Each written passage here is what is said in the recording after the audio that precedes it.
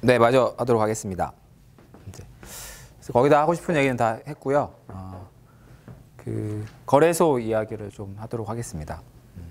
아까 이제 마지막에 말씀드렸던 이제 어떻게 보면 암호화폐 가능성이라는 부분이 가장 조금 제가 드리고 싶었던 말씀인 것 같고요. 기존까지의 화폐라든지 증권의 역사를 통해서 앞으로의 암호화폐가 어떤 식으로 규율돼야 되고 또 규율될 것인지 좀 지켜보는 것들이 필요할 것 같고요.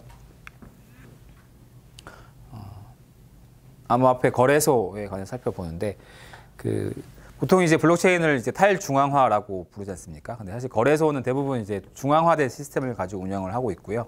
그게 좀 뭐 블록체인 개념하고 맞지 않느냐라고 생각을 하실 수도 있을 것 같은데, 이게 이제 거래소라는 게 이제 왜 필요한가를 생각을 하면은 이제 사실 좀 이해를 할 수 있긴 합니다.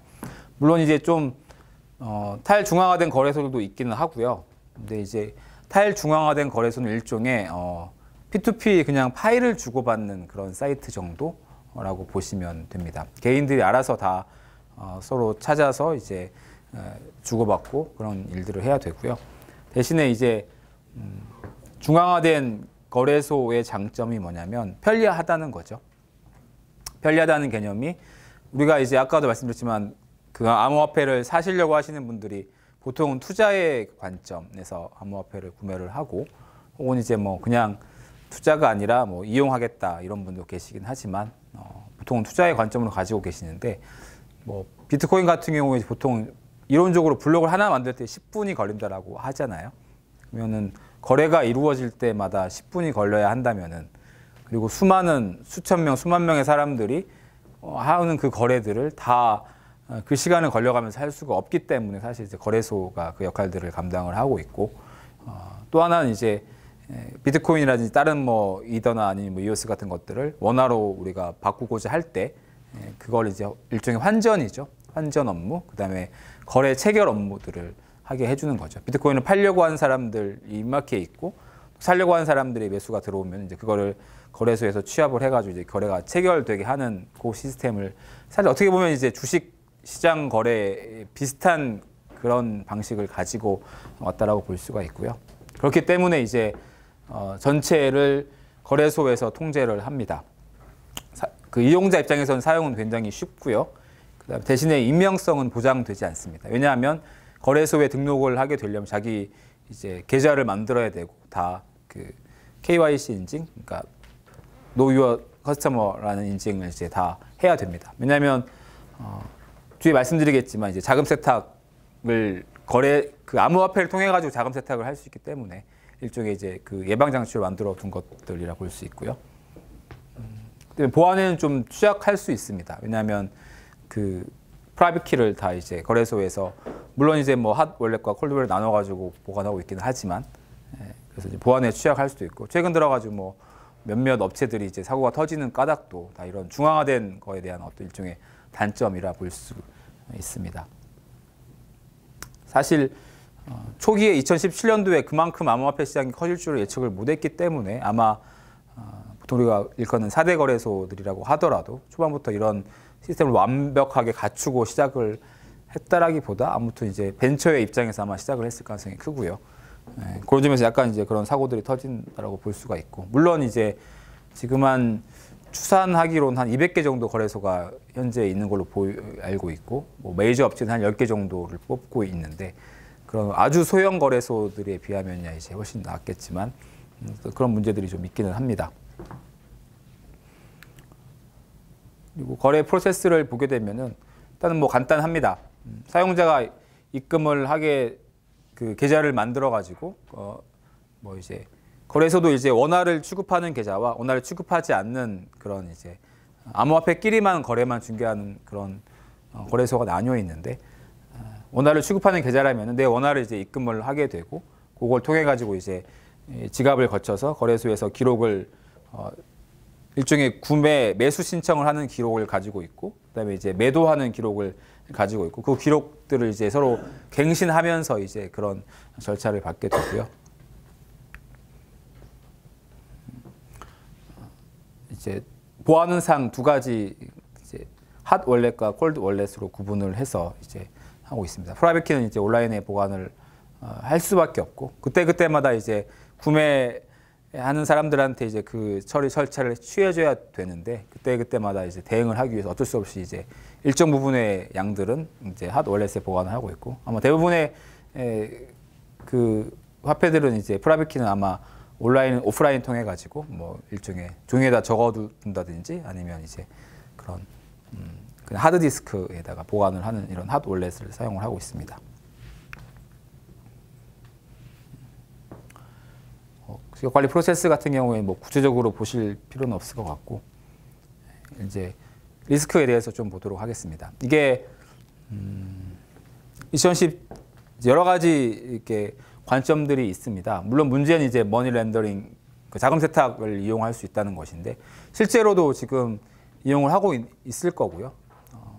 소규모 거래소도 그냥 거래소를 만들어 가지고 비트코인을 거래를 함을 통해 가지고 이제 불법 자금을 해외에 유출하게 되는 그런 게 충분히 가능한 상황이고, 그다음에 이제 보안상의 문제도 있고, 아까 말씀드렸지만 해킹을 당할 수 있는 그런 문제도 있고, 그다음에 이제 자전거래 보통 이게 이제 증권을 거래한 주식을 거래하는 거래소 같은 경우에는 이제 굉장히 레귤레이션들이 촘촘하게 잘 되어 있어서 이런 부분들이 예방이 가능한데 현재에서는 이제 거래소들이 실제 자기네들이 코인을 거래하고 뭐 이렇게 뒤에 그 시세 조정이라든지 이런 것들을 하는 것들 사실 감독을 할 수가 없는 상황이고 알 수도 없는 그런 상황이긴 합니다. 사실 이런 문제들이 있기 때문에 규제는 반드시 필요합니다. 반드시 필요한데 2017년도 이후를 둘러싼 이제 현재까지의 정부의 입장, 그 다음에 거래소의 입장, 그 다음에 그 코인을 상장시키고자 하는 어떤 그런 재단들의 입장, 그 다음에 뭐 개인 투자자, 기관 투자자들의 입장들을 한번 말씀드리고 강의를 마치도록 하겠습니다. 일단 2017년도에 갑자기 그런 암호화폐 시장이 붐업되게 되니까 법무부 장관이 이제 스탑 시키겠다, 중지시키겠다라고 이야기를 하셨죠. 물론 완전히 그렇게 된 건 아니지만 현재 이제 금융위원회에서는 대략 비슷한 논조를 가지고 있습니다. 비슷한 그 생각을 가지고 있어요. 뭔가 문제가 있는 사람들이야라고 보고 있는 거죠. 언제든지 사기와 탈법이라든지 이런 불법의 온상이다라고 이제 생각을 기본적으로는 하고 있는 것 같고요. 최근에 제가 얼마 전에 이제 김용태 국회의원 이제 긴급 간담회가 있어가지고 그때 간 적이 있었는데 그때 아마 비트소닉이었나 거래소 중에 한 명이 이제 요청을 해가지고 간담회를 했던 거였는데 그 이유는 뭐냐면 아무튼 금융위원회가 이런 관점을 가지고 있으니까 거래소에서 필요한 그런 가상 계좌뿐 아니라 그냥 일반적인 법인 계좌들을 이제 막으려고 하는 거죠. 가상 계좌는 발급을 안 해주고 일반 법인 계좌는 이제 막는 거죠. 이제 이게 왜 필요하냐면 수많은 투자자들 한두 명 투자자들이 아니잖아요. 그 투자자들이 뭐 100명이다 치면은 100명이 얼마를 입금을 했고 얼마를 또 출금을 했고 이런 것들 다 관리를 해야 되는데 이게 이제 가상 계좌를 통해 가지고 다 누군지를 이렇게 일일이 식별할 수 있는 요 시스템 하려면 가상 계좌가 필요한데 일단 가상 계좌가 은행에서 발급을 해주질 않습니다. 그렇기 때문에 그냥 일반적인 법인 계좌를 터서 법인 계좌를 가지고 이제 사업을 하게 되는데 그러다 보니까 사실 이제 문제가 발생을 할 수 있는 게 이건 그걸 관리하는 것도 사실 쉽지도 않고 그다음에 거래소 자체에 있는 회사 자금하고 투자를 받은 투자 자금이 섞일 수가 있는 거죠. 이게 구분이 잘 되지를 않습니다. 이런 문제가 사실 있는데 문제는 금융위에서 이쪽 거래소라는 것들은 조금 다 문을 닫아야 될 사람들이란 생각을 갖다 보니까 은행들을 우회해서 가상계좌 발급을 막고 있습니다. 허용이 안 돼요. 그래서 지금은 10대 안에 들어가 있는 거래소들이라고 하더라도 가상계좌 발급을 이제 받고 4대 거래소 빼고 받고 있지를 못하고 있는 상태고요. 그러니까 그 김용태 의원실에서 이제 간담회를 했던 이유는 심지어는 이제 법인 계좌마저도 이제 그걸 중단시키겠다라고 하는 게 금융위가 가지고 있는 현재 지금 기본적인 스탠스입니다. 근데 문제는 문제가 있어서 그거를 조치를 취하겠다 이런 거는 좋은데 근데 그거를 사실 이제 일종의 창구 지도로 하고 있는 거예요. 금융위가 이제 가이드라인을 발표를 해가지고 업계를 규제를 하고 있는데 사실 가이드라인은 법적인 효력이 아무것도 없거든요. 법도 아니고 명령도 아니고 그냥 말 그대로 가이드라인, 금융위에서 내부적으로 만들어서 이걸 따라줬으면 좋겠어 라고 하는 그 가이드라인에 불과합니다. 그걸 가지고 현재 지금 거래소로 다 규제를 하다 보니까 실제 문제가 있는 거에 맞고 규제가 필요한 상황인데도 불구하고 이게 과연 법치주의 국가에서 일어날 수 있는 일인가 그런 의문이 드는 상황입니다. 현재 이제 말씀드렸지만 그래서 컨트롤 through bank without regulation, 그러니까 규제, 레귤레이션 없는 컨트롤을 하고 있어요. 현재 2017 헌마 1384로 이제 헌법 소원이 들어가 있고요. 2017년도에 아마 투자자분들 한 300분 정도 모여서 지금 진행을 하고, 제가 하고 있는 사건은 아니고 다른 이제 정기찬 변호사님이라고 하고 있는 사건인데 일종의 권력적 사실 행위다라는 거죠. 금융위원회가 법을 제정해가지고 해야지, 아니 왜 생뚱맞은 가이드라인이라는 걸 만들어가지고 규제를 하는가. 그렇다면 사실 그에 대해서 법적인으로 다툴 수는 있거든요. 얼마든지 아무 근거 없이 하고 있기 때문에. 근데 실제로 사업하시는 분들이 그걸 하지 않는 까닭은 그렇게 했을 때 후폭풍을 두려워하시는 거죠. 법정에서는 이길 수는 있어도 한국에서 금융 관련된 사업은 이제 접어야 되는 그런 문제 때문에 사실 이제 이런 것들이 있고, 그래서 사실 금융위원회가 법으로 만들고 정식적으로 어떤 명령을 해가지고 행정규칙을 만들어가지고 이제 하는 게 아니라 이런 어떤 그냥 가이드라인을 가지고 규제를 하고 있습니다. 물론 겉으로 보이진 않아요. 은행들한테 해주지 마라고 이야기는 하겠죠. 은행은 이 명령에 거스르지 않습니다.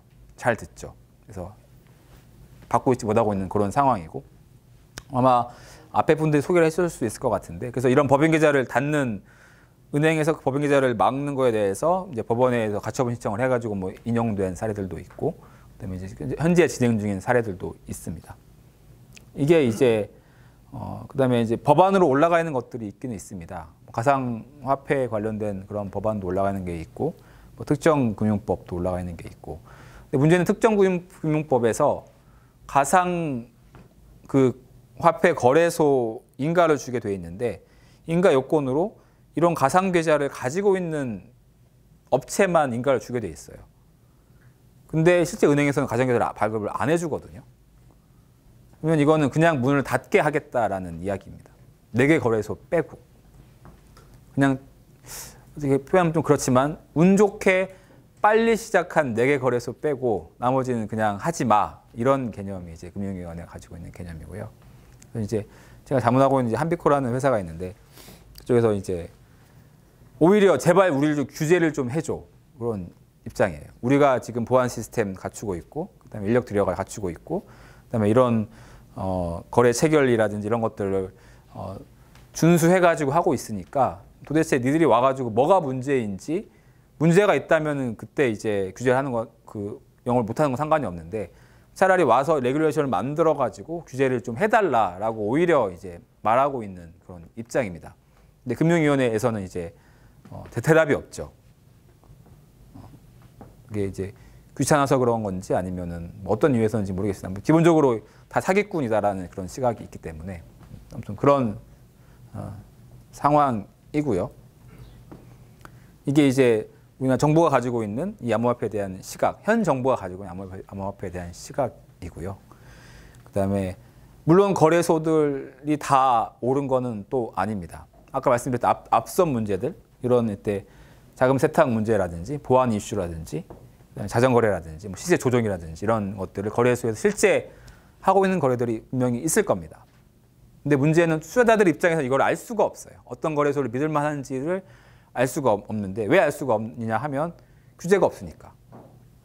규제를 해야 할 금융위원회에서 정확하게 가이드라인이 아니라 정확한 그 거래소 인가라든지 아니면 어떤 규제를 만들어 가지고 실제 규제를 하고, 그거에 대해서 잘 충족한 업체들이 영업을 할 수 있도록 유도를 해야 되는데, 이제 그거 작업을 하고 있지 않기 때문에 이런 일들이 많이 일어나고 있고요. 실제 그래서 지금은 좀 아마 덜 할 겁니다만 이런 시세 조정이라든지 이런 것들은 너무 쉽게 하고 있습니다. 뭐 그냥 편하게 말씀드리는 건데, 뭐 그런 기관 투자가들이 있죠. 거래소보다 훨씬 그러니까 거래소는 레귤레이션이 있고 이미 다 그나마 이제 성숙된 시장이기 때문에 그런 게 이제 잘 알려져 있지만 현재 암호화폐 거래소는 암호화폐에 대해서는 시세 조정하기가 너무 쉽다라고 얘기를 하고 있죠. 그래서 얼마든지 코인을 끌어올리고 내리고를 자기들 마음대로 조정할 수가 있다라는 정도로 얘기를 하고 있습니다. 이게 이제 현재 거래소가 가지고 있는 문제 혹은 이제 밖에서 보이는 일반 투자자들은 사실 잘 알지 못하고 근데 이제 이걸 잘 아는 기관 투자가들은 절대 이제 그런 순진한 생각으로 투자를 하진 않죠. 어떤 이런 생각 가지고 하고 있고 물론 이제 검은 세력들도 당연히 존재합니다. 그 작년 초쯤에 아마 뭐 비트코인을 가지고 문제가 돼서 한번 중국 분 한 분이 와가지고 이제 저한테 상담을 한 적이 있었는데 본인이 한 200~300억 정도 비트코인 거래를 했다라고 하고 그러니까 비트코인을 가져와서 출금을 원화로 이제 출금을 하게 되니 중국에서 이제 그 넘어온 비트코인을 가지고 원화로 출금을 하는데 그 액수가 수백억인 거예요. 그러니까 은행에서 이제 당연히 보고를 했겠죠. 그래서 경찰에서 이제 그게 무슨 돈이냐라고 이제 조사가 들어와서 저한테 이제 와서 방법이 있느냐라고 이제 묻는 그런 거였는데 이 사람이 비트코인을 중국에서 받아서 한국으로 한국이 워낙 비트코인 가격이 셌으니까 원화로 이제 어마어마한 가격에 출금을 했겠죠. 그걸 다시 중국으로 보내야 되는데 어떻게 보냈을까요? 저기 이제 뒷골목 가가지고 이제 환전하시는 분들한테 가는 거죠. 그분들은 원화를 받고 중국에 있는 자기네 계좌에서 그냥 위안화를 쏴주는 거죠. 이런 방식으로 환전을 합니다. 실제 존재하고. 근데 그 사람이 참 항변이 재밌었었는데 자기는 정말 피레미에 불과하다. 자기 옆에서 수천억씩 하는 사람들이 있었는데 그 사람들은 다 하고 다 도망갔는데 이제 왜 몇백억밖에 하지 않은 자기가 문제가 되느냐 뭐 이런. 출금을 저 계좌 싸주는 건 어떻게 확인하셨어요? 중국 계좌에서 싸주는 건? 확인을 못하죠. 그러니까 그 명동이 아닐 거예요. 아무튼 중국 많이 모여 사는 그런 데 가면은 이제 원화를 주는 거죠. 원화를 이제 예를 들면은 1억을 준다 하면은 중국에 있는 그냥 이것과 연결고리가 아무것도 없어요. 그냥 중국에 있는 자기 계좌, 중국은행, 뭐 공상은행이라든지 뭐 농업은행 그런 계좌에다가 위안화를 이제 다시 보내주는 그 당시 환율을 맞춰가지고. 중국에서 중국 계좌도 있네요. 네. 그 중국 사람은 중국에 계좌가 또 있겠네요. 그렇죠. 그러니까 이 두 사이 연결고리는 밖에서 볼 때 찾을 수가 없어요. 그럼 이게 돈을 원화 주고 위안화를 중국에서 받고. 네. 네. 거는 그냥 믿고 하는 거네요. 자기들끼리 뭔가 있겠죠. 그걸 이제 그 환전상도 영업을 계속 하려면은 뭔가 신뢰를 줘야 되잖아요. 그걸 들고 튀었다면 이제 영업을 할 수 없으니까. 아무튼 그런 방식으로 이제 하든지 혹은 뭐 얼마든지 지금도 비트코인 심지어는 이제 그 어떤 변호사님 아마 국내 최초일 것 같은데 외국 클라이언트랑 이제 수임해서 일을 하고 나서 자문료를 받아야 되는데 그거 좀 이제 귀찮으니까 그냥 비트코인을 받아라라고 해가지고 비트코인을 받으셨다고 하더라고요. 지갑 만들어가지고 이제 비트코인으로 받으시는 거죠. 얼마든지 비트코인을 보낼 수 있고 그 외국으로 보내는 비트코인은 그 나라 거래소에서 그 나라 돈으로 환전이 가능하니까 자금 세탁이 사실 가능하죠. 그렇기 때문에 이제 한편으로는 정부 시각이 맞긴 맞아요. 근데 다 사기꾼이 아니라는 거고 그렇다면 이제 규제를 해야 되는 그런 시기인데 이제 그냥 하지 마 이런 4개 빼고는 하지 마 이런 입장이라는 말씀을 드리는 것이고. 이런 못 잡겠네요. 이런 사례는 불법 환전. 방금 말씀드린 불법 환전은 거의 잡기는 힘들 겁니다. 네. 그리고 사실 뭐 개인들끼리 소소하게 이용을 하기도 하죠. 저도 뭐 해외 나와가지고 이제 가끔씩 이제 한인 게스트하우스 뭐 이런 데를 이제 이용을 하는데 그분들이 가끔 숙박료를 이제 그냥 한국에 있는 계좌로 한국에 있는 원화로 주시면 안 되느냐라고 하면은 왜냐면 이제 그분들도 한국에서 돈 쓸 일이 필요하니까 그렇다면 저희가 이제 한국에서 보내드리고 이제 뭐 물론 큰 금액은 아닙니다. 뭐 한 뭐 몇십만 원 단위 이제 보내드리는 건데 실제 서비스는 외국에서 일어나고 돈은 이제 한국에서 그냥 계좌끼리 왔다 갔다 하고 이런 뭐 개인들 간의 계좌는 사실 뭐 이제 외환당국에서 신경을 쓰지는 않는 거고 수백억 단위, 수천억 단위가 이제 이런 식으로 돌고 돌아가지고 왔다 갔다 하는 것들을 이제 문제가 되는 거죠. 사실 이제 암호화폐 가지고 있는 하나의 그 거래소와 암호화폐 가지고 있는 리스크라고 치면은 굉장히 투명하다, 거래 확실성 보장한다고 하지만 이 익명성의 문제, 이 익명성을 활용한 이제 자금 세탁의 문제들을 어떻게 풀어나갈 수 있을 것인가, 그것이 이제 숙제 중에 하나가 되겠고요. 마지막 이제 여기서 그 상장을 시키시려는 재단들 입장에서는 굉장히 답답한 노릇일 겁니다. 현재 이제 4개 거래소는 사실 상장시키기가 굉장히 쉽지가 않고 뭐 어떤 이유에서인지 모르겠지 아무튼 쉽지는 않고요. 그다음에 이제 실제 그렇다면 제대로 된 거래소 이런 레귤레이션을 좀 지키고 그나마 보안도 준수를 하고 이런 이제 인증을 다 갖추고 있는 거래소를 찾기도 쉽지가 않고 또 이런 게 바탕이 되어져야지 거래소에 상장을 시키고 나서 이제 투자를 받아서 이런 사업을 해 나가면 부가가치를 만들어낼 수가 있을 건데 제 개인적인 입장은 너무 이제 문제는 일으키면 안 돼 요 시각을 가지고 있지 않나, 혼란을 너무 두려워하는 게 아닌가 그런 생각은 들기는 합니다. 그 브로델이라는 이제 프랑스 역사학자가 있었는데 그 사람이 이제 자본주의를 이야기를 하면서 웨스턴에서 자본주의가 발전하게 된 까닭 중에 하나를 그 정치와의 관계를 들었거든요. 아까 보셨겠지만 전쟁을 수행하는데 국가, 도시국가 정도 얘기했지만 그냥 일반 시민들한테 돈을 빌리는 거예요. 돈을 빌리고 나중에 줄게. 그래서 그 돈 가지고 전쟁을 수행을 한단 말이죠. 벌써 뭐 12세기, 13세기, 14세기. 그러니까 우리나라 고려시대 정도인가요?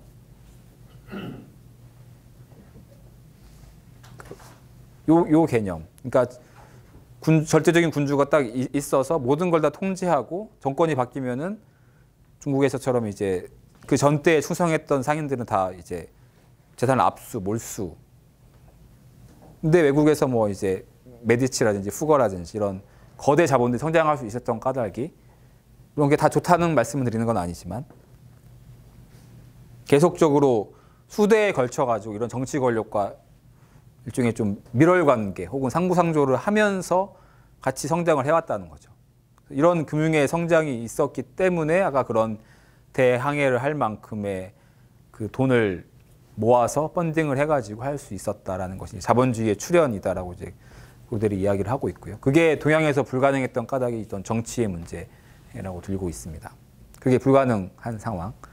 중국에서 이제 명시대에 이제 정화 함대를 마련해가지고 보냈죠. 그건 이제 개인 상인들이 모여가지고 간 게 아니라 어떤 황제의 위엄을 과시하기 위해서 국가가 수행한 프로젝트였잖아요. 그래서 그런 우리나라도 뭐 마찬가지고요.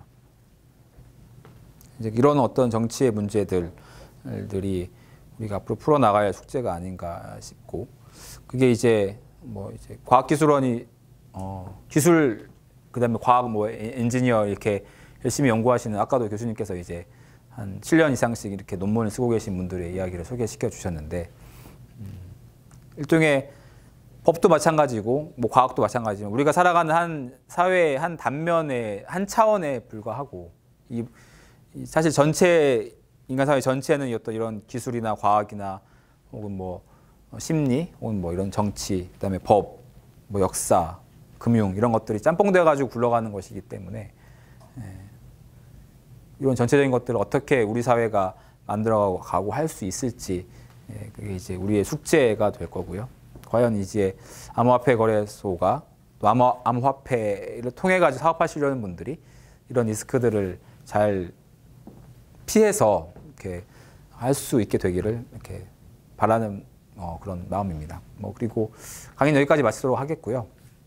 그 질문 있으시면은 질문 받고 끝내도록 하겠습니다.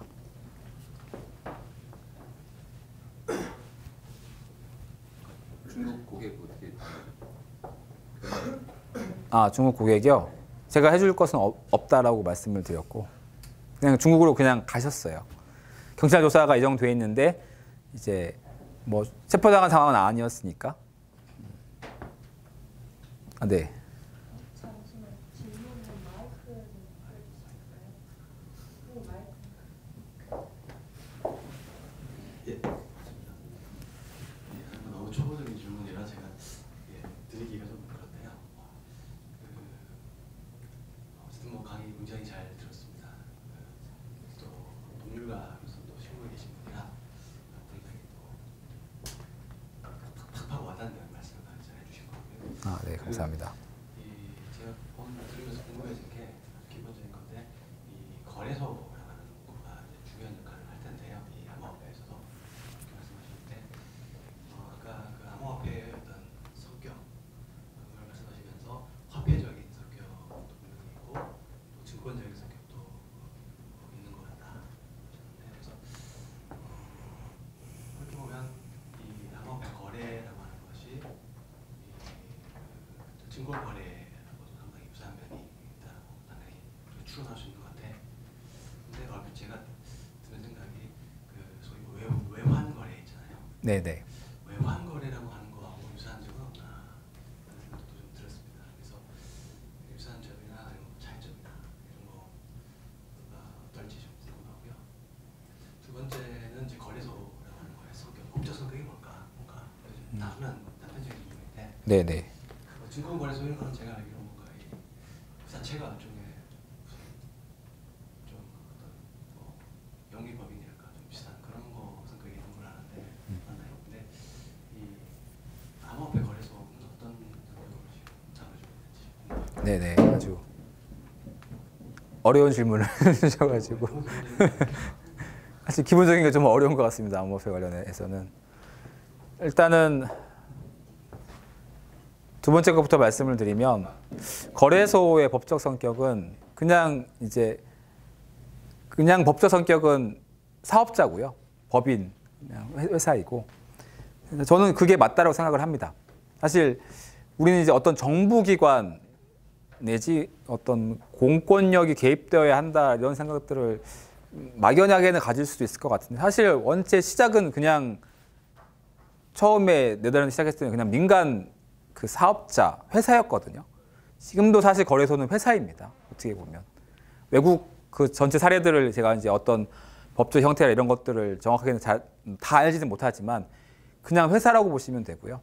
그 거래를 중개를 하면서 얻는 수수료를 가지고 사업을 하는 사업자 성격이 가장 본질적이다라고 생각이 들고 그게 이제 중요한 것이 그만큼 아까 이제 런던 시장 혹은 뭐 일본 도쿄 시장 혹은 뭐 이제 홍콩 시장 이런 것들이 이제 그 거래소들이 중요한 까닭이 그 회사 자체의 역할도 있지만 그 국가가 가지고 있는 어떤 그 능력 홍콩이 아시아에 차지하고 있는 위치 도쿄가 아시아에 차지하고 있는 위치 혹은 뭐 런던 뉴욕이 차지하고 있는 위치에 따라서 그 거래소의 위상이 사실 달라진다고 볼 수 있고 그러니까 점점 글로벌화 되면서 사람들이 자금을 모집하려는 사람 또 자금을 내가 좀 투자하고 싶은 사람들이 결국 어디에 가면 가장 편하고 또 가장 투명하고 가장 안전하게 그걸 할 수 있을까라는 관점에선 사실 다 경쟁자들이죠.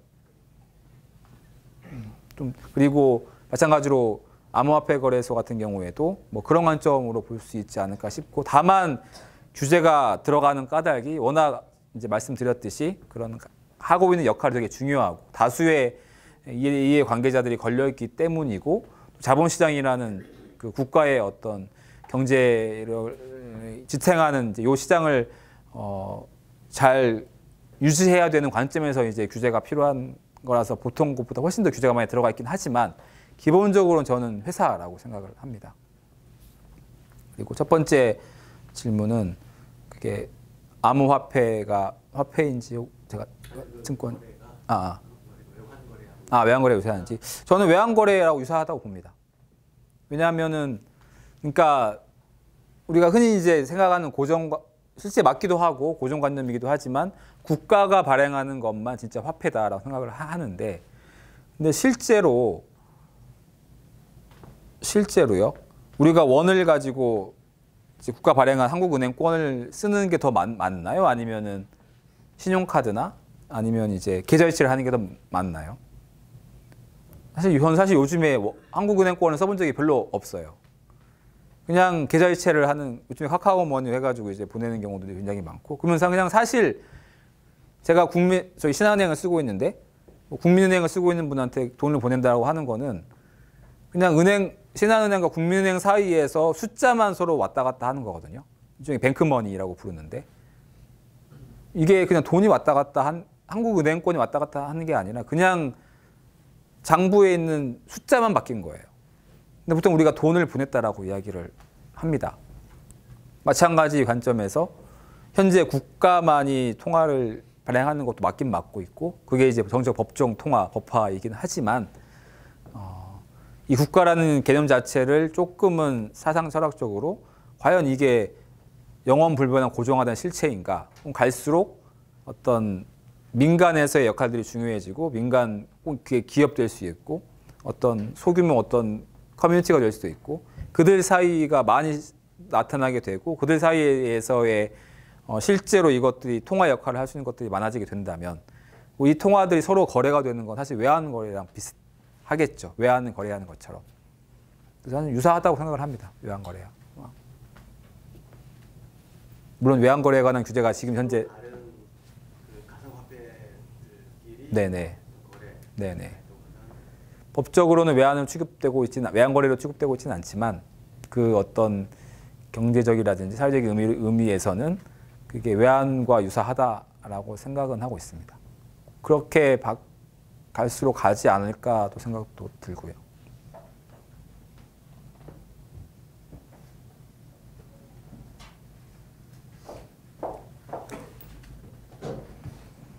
예, 수업 잘 들었고요. 아, 네. 예, 저는 한국전자통신연구원의 오승민인데요. 네. 그 앞에 말씀하신 것 중에 그 은을 발굴해서 가져옴으로써 이제 그 나라의 네네. 뭐 재앙처럼 된 사례에 대해 말씀을 주셨는데 네네. 지금 그 암호화폐의 현상도 마치 그런 게 아닌가라는 생각이 들기도 하거든요. 네네. 비트코인이나 뭐 이더 같은 건 상관없지 네네. 않겠지만 네네. 그 외에 많은 코인들이 많이 네네. 있다는 것들은 네네. 사실은 현물이나 이런 가치와 무관하게 지금 새로운 돈들만 이렇게 막 들어오는 느낌이 있거든요. 네네. 그래서 저는 뭐 개인적으로 뭐 좀 그런 거에 좀 우려가 있긴 하지만 지금 막 앞서 역사적으로 봤을 때 은의 사례를 봤을 때 지금 암호화폐도 그런 사회적으로 그런 느낌의 어떤 현상을 미치지 않을까라는 생각도 있는데 어떻게 생각하시나요? 네, 맞습니다. 은이 가치가 있는 건 그냥 우리가 가치가 있다라고 생각을 하는 거기 때문이고 실제로 그 은을 가지고 뭐 빵을 살 수도 있었고 그다음에 뭐 이제 옷을 살 수도 있었고 아무튼 그런 이렇게 거래가 됐기 때문이잖아요. 근데 이게 이제 그 당시 사회 통념이었고 그래서 은이 많아지면 당연히 내가 부자가 된다라고 생각을 했던 거죠. 근데 은이 많아진다는 건 단순히 그냥 화폐량이 증가한다. 예를 들면 우리나라 정부가 우리 이제 화폐 발행량을 10%, 100% 늘릴 거야. 그럼 갑자기 우리나라가 부자가 되지는 않잖아요. 그냥 인플레이션이 엄청나게 일어날 것이고 상품 가격이 엄청나게 올라가면서 똑같아지는 거죠. 그러니까 결국에 중요한 거는 그 화폐를 떠받치고 있는 실물 이것과 줬을 때 줄 수 있는 요 가치가 뭔가 요 가치를 창출해낼 수 있느냐 없느냐가 중요한 거고요.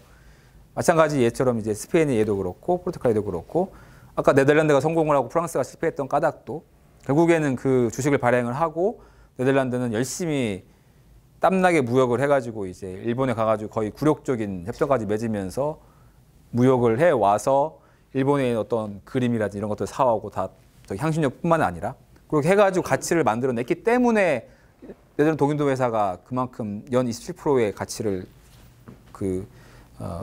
인정받게 된 거고 그거기 때문에 사람들이 웃돈을 주고서 그걸 거래를 하게 되는 거죠. 전 세계 그 당시 유럽에 있는 사람들이.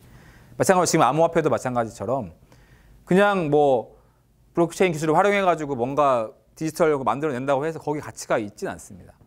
문제는 그거를 활용한 뒷단에서의 비즈니스 모델과 그걸 만드는 가치가 과연 얼마나 있는가. 그래서 아까 이제 그 페이스북 말씀을 드렸던 것도 페이스북이 코인을 발행을 하는데 그게 얼마나 가치가 있을까라고 물어보면 우리가 가치가 있을 거다라고 짐작을 하죠. 왜냐하면 페이스북이 가지고 있는 20억 명의 사용자와 어떤 이런 게 있으니까요. 마찬가지로 새롭게 뛰어드는 회사가 코인을 발행을 하겠다라는 그 코인이 사람들이 가치 있다고 여기는 이유는 그 뒷단에서의 그 사업 계획과 그다음에 그 비즈니스의 발전 가능성을 보는 거죠.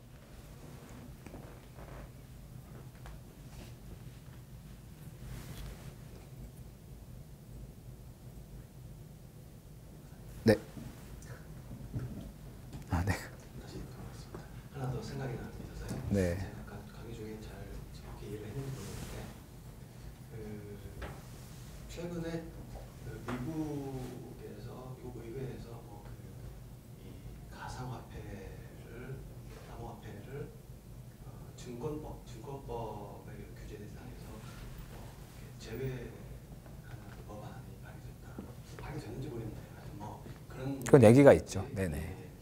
얘기를 들은 것 같습니다. 근데 그 어떤 방향이나 취지는 아까 변호사님께서 강조하신 거하고는 조금 다른 것 같기도 하고, 그러니까 아까 강조하실 때는 물론 우리나라 실정에서 말씀하시는지 모르겠습니다만은 그게 좀 증권에 유사하게 와서 일종의 좀 사회적인 영향력이 크고 하니까 좀 일종의 규제가 필요하다고 생각하신다 하신 것 같아서요. 그래서 미국이 최근에 그런 어떤 변화랄까에 대해서 조금 어떻게 보시는지, 그게 그럼 뭐 그냥 논의 중인 정도라고 하면은 큰 의미가 없을 수도 있겠습니다.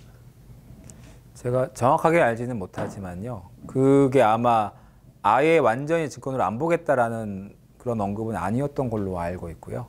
그것도 아마 개별적인 케이스마다 보겠다 아마 이런 취지였을 겁니다. 그리고 이제 STO 같은 경우에 이제 아예 증권으로 발행을 하는 블록체인과 암호화폐를 가지고 증권 발행을 하려는 이제 그 자체가 STO이기 때문에 아마 이제 처음부터 아예 그런 리스크를 그러니까 증권법을 적용할 것을 작정하고 들어가는 게 이제 STO고 많은 암호화폐들이 이제 그 선택을 하겠죠. 근데 이제 미국에서 그나마 그 아마 이원호 교수님도 이제 최근에 뉴욕 다녀오시면서 이제 잠깐 말씀을 주셨는데 일종의 SEC가 가지고 있는 그 제가 볼 때는 그 노하우와 경륜과 그 자신감, 그러니까 보통 뉴욕에서 거래소에서 한 그 내부자 거래만 하더라도 그것만 한 20년씩 하거든요. 그러니까 한 분야만 20년씩 그 거래소 내에서 그것만 담당합니다. 그러니까 그 사람 개인의 노하우와 그 전까지 노하우가 엄청나게 계속해서 쌓이는 거죠. 우리나라 거래소는 한 2, 3년마다 왔다 갔다 하면서 이제 돌죠. 마찬가지로 SEC가 지금까지 경험 통해 가지고 해왔던 그 자신감, 뭐 자신감 표현하기 적당할지 모르겠습니다만 그 노하우를 가지고 앞으로 지금 주제를 그래도 명확하게 밝히고 있다라고 알고 있고 그런 선 아래에서 지금 훨씬 더 우리나라보다 이런 금융 블록체인과 암호화폐를 활용한 금융 쪽 움직임들이 굉장히 활발하게 지금 진행되고 있는 걸로 알고 있고요. 그 자체가 이제 아예 증권으로 안 보겠다, 규제를 안 하겠다가 아니라 미리 사업 개설 같은 것들을 하면 이제 미리 이제 점검을 해주죠. 이거는 우리가 볼 때 증권이다, 이거는 아니다 이런 식으로 뭐 이제 노 액션 레터라든지 이런 것들을 발급을 해주고 이제 그렇게 되면 사업 그런 법적인 리스크가 이제 확 줄어드는 거죠.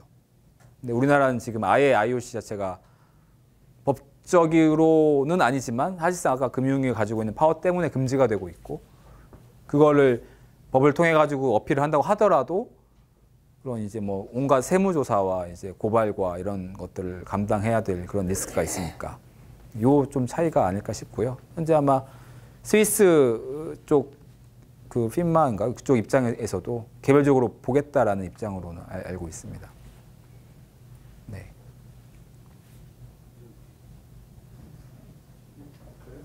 저는 항상 우리 학생들 질문을 듣고 싶어요.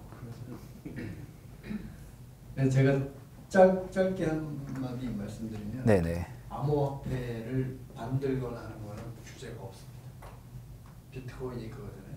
만들어가지고 쓰는 거는 상관이 없어요. 규제하고. 네네. 근데 암호화폐를 만들려면 컴퓨터 네트워크가 필요한데 네. 이 컴퓨터 네트워크를 앞으로 만들겠다라고 하고 그 기업체가 토큰을 발행해가지고 파는 것을 규제하는 겁니다. 그래서 네네. 그게 이제 증권이 되는 거고요. 토큰을 돈 받고 파니까 네. 그게 투자 계약 증권이 되고 그때 이제 규제가 나오는 거고 네. 이제 그거가 이제 뭐 IEO를 한다든지 증권형 오퍼링을 한다든지 그러면 증권법을 따라 가지고 오퍼링을 하는 거예요. 그래서 우리나라 기업 한 기업이 SEC에서 증권 STO로 우리나라 최초로 한 기업이 SEC의 승인을 받았습니다. 지난달에 뉴스 찾아보면 나와요. 그래서 이제 그런 좀 차이점이 있습니다. 암호화폐 발행하는 거가 규제 대상이 아니고 암호화폐 네트워크를 만들려고 하는데 암호화폐를 발행할 수 있는 그거를 발행하려고 그러면 자금이 필요하니까 토큰이라는 거를 발행을 해가지고 그거를 주고 투자금을 받는 그 행위가 이제 규제 대상이 되는 거죠. 투자 계약 증권이 되니까. 우리 학생들 중에 혹시 질문 있어요?